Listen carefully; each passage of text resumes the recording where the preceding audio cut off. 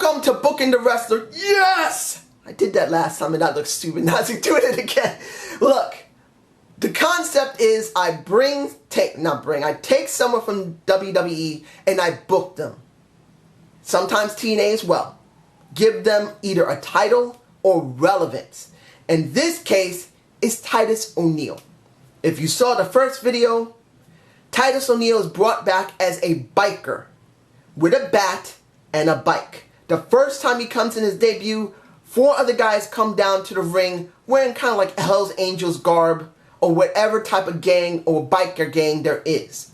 And he proceeds for the next 2 to 4 months to beat the shit out of everybody.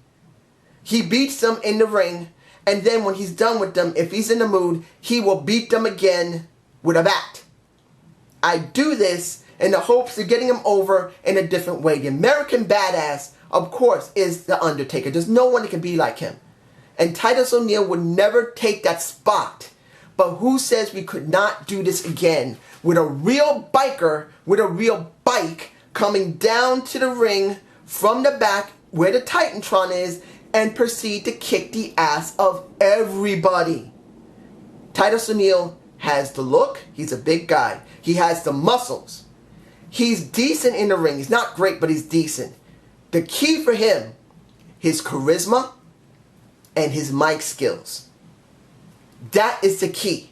Yes, he's not a ring general. Yes, he can't tell an incredibly great story in the ring. He can't. And he's no ring general. But his character and charisma is so good. He can easily compensate for the other bits that are weak. Just like Paul says, accentuate the positive, hide the negative. And this is what I would do. And in this episode, we're going to talk about who would he feud with for the next couple of months. Now, this is difficult. It has to be someone you would not expect him to go up against. Can't be Cena, because everyone knows Cena would destroy someone. So my feeling is it has to be someone that it's unthought of. He squashed the hell out of Chris Jericho. And Chris was gone because he squashed him and he beat the crap out of him. So I would bring back Chris again to deal with him. It's the best person for him to come back and deal with.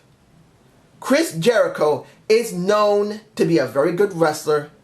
He's got great mic skills. He's a great ring general. He's very good in the ring. He's never been a real problem with botches. So having him deal with Chris Jericho again is the best thing for him. So Chris would come back and he would have a program with him for about 3 months. Chris would basically say, hey, biker, you actually think you're better than me? I am the true badass. I am a true rocker. Bikers always dream to be real rockers because we get real women. And Titus O'Neil says, what? Real rockers want to be like us because we got the bikes and we always got the girls on the back of it and we can grab their asses. I know that's kind of going sexist, I know. But in this case, to be honest, I've met bikers. Not saying all of them act like that, but to be honest, they do kind of grab the asses of their women while they're on the bike. I mean, it is true. Hand behind there, grab them when they're not in motion, of course. And some of them are crazy enough when they're in motion. Bikers have been known to be tough, rough, and they do draw the women. The rough and tough guys really do draw them, just like the rockers do. The rough and tough guys in rock and roll do the same thing. So in a sense, it would be a clash of where rock and roll kind of inspired the biker in a sense, and how the biker has inspired the rock and rollers. Because rock and roll used to be Elvis Presley. Now rock and rollers look just like a Hell's Angel. Okay? That's the truth. At least from my perspective. But this is what I would do. And I would keep this going for the next 2 months. At least 2 to 3 months. No, 3 months would be best. And I would schedule this going into...